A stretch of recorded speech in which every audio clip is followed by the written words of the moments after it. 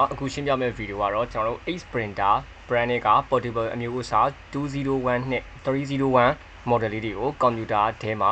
driver setup လုပ်တဲ့ပုံစံလေးကိုရှင်းပြပေးမှာဖြစ်ပါတယ်ကျွန်တော်တို့သူတို့ဒီ printer လေးတွေက dual function ဖြစ်တဲ့အတွက်ကြောင့်မလို့ကျွန်တော်တို့က label printing နဲ့ကျွန်တော်တို့ receipt printing နှစ်မျိုးစလုံးကိုကျွန်တော်တပါးတည်းပြောပြပေးသွားမှာဖြစ်ပါတယ်အရင်ဦးဆုံးလုပ်ပေးရမှာကကျွန်တော်တို့ဒီ computer ထဲမှာ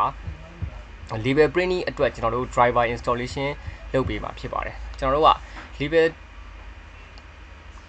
installation မလုပ်ခင်မှာဒီ printer ကိုကျွန်တော်တို့က computer နဲ့ကြိုးထိုးပေးထားရပါမယ်အရေးကြီးဆုံးတစ်ခုကဘာသိဖို့လိုလဲဆိုလို့ရှိရင်ကျွန်တော်တို့က computer နဲ့တက်ဆင်ထားတဲ့အချိန်မှာကျွန်တော်တို့ USB port number ကိုသိဖို့လိုပါတယ် USB port number ကိုသိဖို့အတွက်ကျွန်တော်တို့အရင်ဆုံးကျွန်တော်တို့ Windows setting တွေကိုအရင်ဆုံးသွားပါမယ် Windows setting ထဲမှာကျွန်တော်တို့က device တစ်ခုကိုကျွန်တော်တို့ manually တွားထည့်ပေးရမှာဖြစ်ပါတယ်ကျွန်တော်ဒီနေရာမှာ add device လို့ကျွန်တော်ပြောပါမယ်ကျွန်တော်ဒီနေရာမှာ add manually ကိုကျွန်တော်တို့ဆက်ပြီးနှိပ်ပါမယ်ကျွန်တော်ဒီနေရာမှာဆိုလို့ရှိရင် add a local printer or network ဆိုတာလေးကိုကျွန်တော်ရွေးလိုက်ပါမယ်ကျွန်တော်ပြီးနှိပ်ဆက်သွားမယ်ကျွန်တော်ဒီ use an existing port ဆိုတဲ့နေရာလေးမှာကျွန်တော်တို့အဓိကအရေးကြီးပါတယ်เนาะဒီနေရာလေးကိုတရား use ဆိုင်ပေးပါတက်ထားတဲ့ printer ကကျွန်တော်တို့ဒီ port number ကိုဒီနေရာမှာလာကြည့်ပေးရမှာဖြစ်ပါတယ်ကျွန်တော်ဒီနေရာမှာ scroll နည်းနည်းလေးဆွဲသွားလိုက်ပါဆွဲသွားတဲ့အချိန်မှာကျွန်တော်ဒီကရှာပေးရမှာ USB port number ကိုရှာပေးရမှာဖြစ်ပါတယ်အဲ့မှာကျွန်တော်တို့ဒီနာမည်လေးတစ်ခုကွဲနေမှာเนาะ virtual printer port for USB ဆိုတဲ့နေရာလေးမှာဒီမှာ USB 33နဲ့ကျွန်တော်တို့ကဒီ 4 code ဆိုတဲ့နာမည်လေးနဲ့စတဲ့ကျွန်တော်တို့ USB port ကိုတွေ့ရမှာဖြစ်ပါတယ်ကျွန်တော်တို့ client ရဲ့ computer မှာလည်းပဲဒီ USB number က0ကနေစပြီးတော့ရှိတဲ့ number အဆုံးထိကျွန်တော်တို့ကတောက်လျှောက်လိုက်ရှာပေးရမယ်ရှာတဲ့အချိန်မှာလည်းပဲ virtual printer port မဟုတ်တဲ့နာမည်တစ်ခုခုဖြစ်နေတဲ့ပုံစံလေးကိုရှာပေးရမယ်ဒါကတနေရာပေါ့နော်ဒီနေရာမှာလည်းကြည့်လို့ရတယ်လို့ဒီနာမည်လေးကိုလည်းဒီလိုကိုကအသစ်မို့လို့မသိဘူးဆိုရင်ဘာလုပ်ရမလဲဆိုတော့ Windows key ကို run ကိုနှိပ်ပြီးတော့ကျွန်တော်တို့ device manager ထဲမှာတွက်ကြည့်လဲဆိုရရပါတယ် device manager ရဲ့အောက်ဆုံးထဲမှာကျွန်တော်ဘာရှိလဲဆိုလို့ရှိရင် universal serial bus controller ထဲမှာကျွန်တော်တို့ USB ထိုးထားလို့ရှိရင်ဒီမှာနာမည်လေးပေါ်နေမယ်ပေါ့နော်ပြောချင်တဲ့သဘောက USB printer မထိုးထားဘူးဆိုလို့ရှိရင်လည်းဒီနာမည်လေးကပေါ်မနေဘူးတော့ထိုးထားလို့ရှိရင်ကျွန်တော်တို့ USB device port ၄ခုတက်နေမယ်မထိုးထားဘူးဆိုလို့ရှိရင်၃ခုပဲတက်နေမယ်ဒီလိုလာစစ်လဲရပါတယ်เนาะတော့ကျွန်တော်ဒါကိုပိတ်လိုက်မယ်ပိတ်ပြီးလို့ရှိရင်ကျွန်တော်ကဘာလုပ်မလဲဆိုလို့ရှိရင် next ကိုဆက်သွားမယ်ကျွန်တော်ဒီနေရာလေးမှာဘာဆက်ရွေးမလဲဆိုတော့ Ace Printer ကျွန်တော်တို့ရဲ့ branding ကိုကျွန်တော်ရွေးပါမယ်ရွေးပြီးတဲ့အချိန်မှာညာဘက် channel လေးထဲမှာကျွန်တော်တို့ရဲ့ model ကိုကျွန်တော်တို့ဆက်ပြီးတော့ရွေးပါမယ်model ကတော့ကျွန်တော်တို့ Ace Printer အမျိုးအစားကျွန်တော်တို့201ကိုကျွန်တော်တို့ကရွေးချယ်ပါမယ်ကျွန်တော်ဒီဘက်နာမှာဆင်းသွားလို့ရတယ်ပေါ့နော်201လေးကိုရွေးလိုက်မယ်ကျွန်တော်ဒီနေရာမှာဆိုလို့ရှိရင်ကျွန်တော်ဒီမှာ201ပေါ့နော်201F ကိုကျွန်တော်ရွေးလိုက်ပါမယ်ဟုတ်ကဲ့ရွေးပြီးတဲ့အချိန်မှာကျွန်တော်ပါဆက်လုပ်လဲဆိုရင် next ကိုကျွန်တော်ဆက်နေသွားမယ်ပြီးလို့ရှိရင် use the driver is the current install ဆိုအဲ့ကောင်လေးကိုလည်းကျွန်တော် next ကိုဆက်နေလိုက်မယ်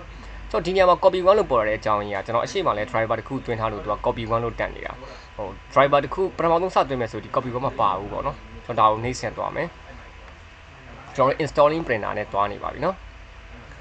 ကျွန်တော် do not share ပေါ့ဒါတော့ share ကြမလို့ဆိုတော့ next ဆက်သွားမယ်ပြီးရင် set the default printer ဟို default ထားမှာလားပေါ့ဒါတော့ထားလိုက်ရမထားလိုက်ရတယ်เนาะကျွန်တော်တော့မထားတော့ပါဘူးပြီးကျွန်တော်တို့ဘာလုပ်မလဲဆိုရင် finish ကိုနှိပ်မယ် okay ဒါပြီးကျွန်တော်တို့ကဘာလုပ်မလဲဆိုလို့ရှိရင်ဒီ print တစ်ချက်ထုတ်ကြည့်မယ်ပေါ့เนาะကျွန်တော်တို့ရဲ့ဒီ label လေးကဘယ်လိုနေလဲပေါ့ဒီ LED label print ထုတ်တဲ့အချိန်မှာတော့ကြိုက်တဲ့ဒီ software နဲ့ထုတ်လို့ရတယ်เนาะဟိုဘယ် software ရဲ့လို့တော့မကြည့်ရဘူးမိမိနှစ်သက်တယ်မိမိကျွမ်းကျင်တဲ့ software နဲ့ထုတ်လို့ရတယ်okay ကျွန်တော်ဒီနေရာမှာဆိုလို့ရှိရင်ကျွန်တော် label တစ်ခုကိုကျွန်တော်ဒီထဲမှာထည့်ထားတဲ့ label လေးက size လေးကိုကျွန်တော်ချိန်ပြီးတော့ဟိုလုပ်လိုက်မယ် label တစ်ခုကိုကျွန်တော်ဒီမှာတော့ Ace Printer 201F copy 1ကိုကျွန်တော်ရွေးမှရမှာဆိုတော့ကျွန်တော် copy 1နဲ့ကျွန်တော်ခုန setup လုပ်ထားတာမဟုတ်လို့เนาะကျွန်တော်ဒီ size လေးကိုကျွန်တော်တစ်ချက်လုပ်ပေးမယ် size လေးကကျွန်တော်40-30เนาะကျွန်တော်40-30အော်ချိန်ထားပြီးသားပဲပြီးကျွန်တော် new label နဲ့တွားလိုက်မယ်ပြီးလို့ချင်းကျွန်တော်ကဒီမှာ barcode တစ်ခုကိုကျွန်တော်ထည့်လိုက်မယ်barcode တစ်ခုကိုကျွန်တော်ထည့်လိုက်မယ်ပြီးရင်ဒါနမူနာလေးပဲ sample လေးပဲဆိုတော့တိတ်ပြဿနာမရှိဘူးเนาะကျွန်တော်ဒီနားမှာပြင်နေလေး edit လုပ်လိုက်လို့ရတယ်ကျွန်တော်ပြီးလို့ရှိရင် okay နဲ့ပေးလိုက်မယ်ပြီးရင်ကျွန်တော် print ချက်ထုတ်ကြည့်မယ်เนาะ control P နဲ့တွားမယ်ကျွန်တော်နှစ်ခုလောက်ပဲထုတ်လိုက်ပါမယ်เนาะပြီးရင် copy 1နဲ့ကျွန်တော်တွားမယ်ပြီးရင် print ချက်နှိပ်လိုက်မယ်เนาะ okay ဒါကျွန်တော်တစ်ဖက်မှာဆိုလို့ရှိရင်ကျွန်တော်ရဲ့ printer လေးမှာ printing ထွက်သွားပြီပေါ့เนาะနောက်တစ်ခုကကျွန်တော်ဗာဆက်ပြောမလဲဆိုလို့ရှိရင်ကျွန်တော် receipt printing ကိုကျွန်တော်ဆက်သွားပါမယ်ဒါလေးကိုကျွန်တော်ပိတ်လိုက်မယ် အဲ့တော့ resi print ကိုမသွားခင်မှာကျွန်တော်ဘာလုပ်ဖို့လိုလဲဆိုလို့ရှိရင် printer ကိုကျွန်တော် mode change မယ်setting change မယ် resi ဘက်ကိုကျွန်တော် change မယ်ပေါ့နော်ကျွန်တော်ဒီဘက်မှာဆိုရင် power တစ်ချက်နေမယ် channel continue ဖြစ်သွားပြီနော်ပြီးရင်ကျွန်တော် resi လေး change လိုက်မယ်နော်ကျွန်တော် label resi ဘက်ကို resi ထည့်နေတဲ့အချိန်လေးပေါ့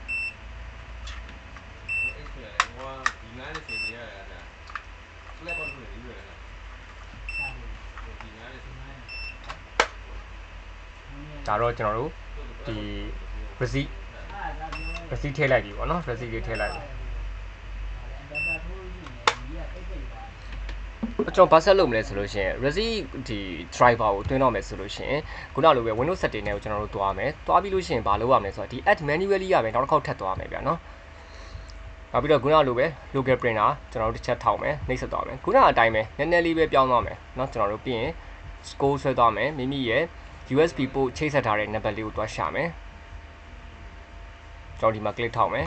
ပြီးရင်ဘာလုပ်မလဲဆိုလို့ရှင် next ကိုတွားမယ်တော့ဒီနေရာမှာ H printer brand ကိုရွေးမယ်အဲ့တော့ဒီနေရာမှာကျွန်တော်ဘာထွက်ရွေးမလဲဆိုဒီဘက်ညာဘက်ချက်မှာရှိတဲ့ကျွန်တော်တို့ brand တွေအားလုံးကဘာလဲဆိုတော့သူကဒီ label တွေရဲ့နာမည်တွေပေါ့ကျွန်တော်အခုလိုချင်တာ receive ကနာမည်ကိုလိုချင်တာဒါကြောင့်မလို့ကျွန်တော်တို့ကဘာလုပ်ဖို့လိုလဲဆိုလို့ရှင်ကျွန်တော်တို့ကဒီဟာလေးကိုကျွန်တော်ခဏလေး minimize နဲ့ခဏချုပ်လိုက်မယ်เนาะဘာ software သွင်းထားပေးရမလဲဆိုလို့ရှင်ကျွန်တော်တို့ဒီ H printer driver လေးတစ်ခုသွင်းထားပေးရမယ်ကျွန်တော်အဲ့လားလေးကိုဘာလို့ခေါ်လဲဆိုလို့ရှင်ဒီမှာဒီ driver လေးပေါ့เนาะဒီ driver လေးဒီ H printer driver 7.77 ဒီ version ရှိမယ်နောက်တစ်ခါ version 8ဆိုတစ်ခုရှိတယ်ဗျာเนาะနမူနာလေးပေါ့ဒါတော့ဘာပဲတွင်းနေဒီပုံစံပဲ version လေးပဲ꿰သွားတာဒီ software လေးကိုဘာလုပ်ရမလဲဆိုတော့တွင်းထားပေးရမယ်ဒီ software လေးကိုကျွန်တော်တို့ကဘယ်လိုတွင်းရမလဲဆိုသူ့နှစ်ချက်နှိပ်လိုက်မယ်နှစ်ချက်နှိပ်ပြီးတဲ့အချိန်မှာသူ့ရဲ့နာမည်လေးအတိုင်းပဲကျွန်တော်ဘာလုပ်မလဲဆိုဒီမှာ USB ဆိုတဲ့နေရာမှာအားသားလို့ရွေးလိုက်မယ် Windows 11ဆိုတဲ့နေရာမှာကျွန်တော်တို့ကမိမိကွန်ပျူတာရဲ့ version 10 setting ကြိုက်လို့ရွေးလို့ရတယ်ပြီးလို့ရှိရင်ကျွန်တော်တို့ကဒီ H80 เนาะ H80 ကိုကျွန်တော်ရွေးမယ် H80C ကိုကျွန်တော်ရွေးလိုက်မယ်ပြီးရင်ကျွန်တော်ဘာလုပ်မလဲဆိုတော့ install now နဲ့ကျွန်တော်ပေးလိုက်မယ်ဟုတ်ပြီနော် install now နဲ့ပေးလိုက် install now လို့ပေးပြီးတဲ့အချိန်မှာဘာဖြစ်လာမလဲဆိုတော့ driver သူ့ကအထဲမှာတွင်းသွားလိမ့်မယ်เนาะတွင်းပြီးတော့သူကပြီးသွားလိမ့်မယ်ကျွန်တော် install now ကိုကျွန်တော်ဆက်နေလိုက်မယ် test print ထုတ်မလားမေးတယ်ကျွန်တော်မထုတ်ဘူးပဲပြောလိုက်မယ်ဒါပြီးသွားပြီပေါ့အဲ့လိုပြီးသွားပြီဆိုဘာလုပ်ရမလဲဆိုတော့ကျွန်တော်ပြောချင်တဲ့အဓိကအကြောင်းအရာအဲ့လို driver တွင်းလိုက်ပြီဆိုရင်ကျွန်တော်တို့ရဲ့ computer ရဲ့ locacy အောက်ထဲမှာဒီလိုမျိုးလေး driver တစ်ခုလာဝင်သွားတယ်เนาะ POS printer driver version 11ဆို item လာဝင်တယ် sorry ဒီ file ဒီ folder မဟုတ်ပြီးကျွန်တော်တို့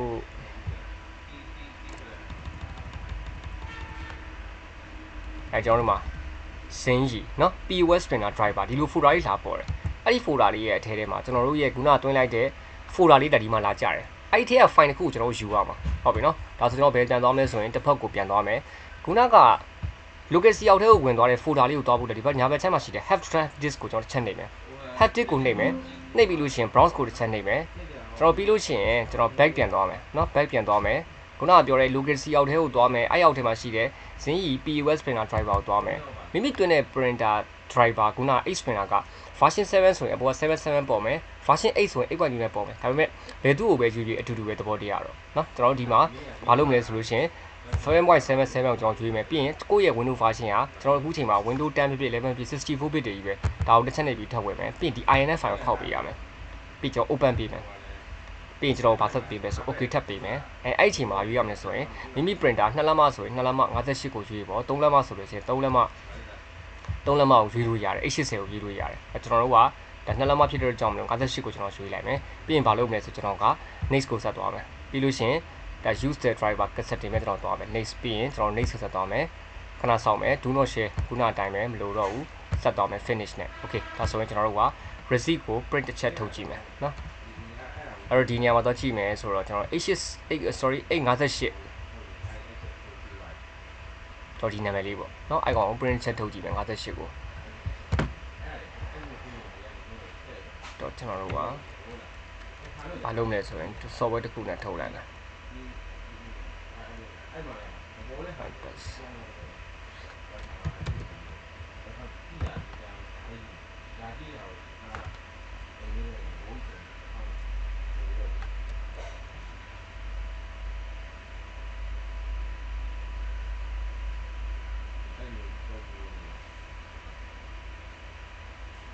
ကျွန်တော်ကွန်ပျူတာထဲမှာ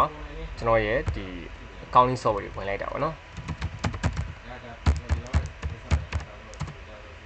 okay အဲ့ထဲမှာဘာလုပ်မလဲဆိုကျွန်တော်တို့က menu ကိုတွားမယ်ပြီးလို့ရှိရင်ကျွန်တော်တို့ setting ထဲကိုတွားမယ်ပေါ့နော်ပြီးကျွန်တော်တို့ရဲ့ printer စီကိုတွားမယ်ပြီးကျွန်တော်တို့ဒီနားလေးမှာ printer ဆိုတဲ့နေရာလေးမှာကျွန်တော်တို့ရဲ့ဒီ printer နာမည်ကိုရွေးမယ်ပေါ့နော်58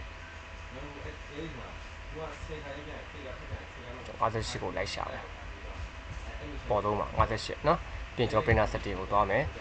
အဲ့ထဲမှာဘာလုပ်မလဲဆို58ကိုကျွန်တော်က test speed ချက်ထုတ်ကြည့်မယ်ဒီရတယ်เนาะ okay okay ဒါကဘာလဲဆိုတော့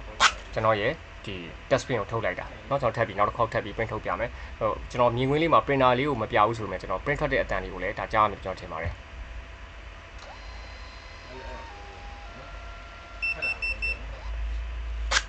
okay ဒါဆိုလို့ရှိရင်ကျွန်တော်တို့ရဲ့ဒီဗီဒီယိုလေးကတော့ဒီလောက်ပါပဲခင်ဗျကျေးဇူးတင်ပါတယ်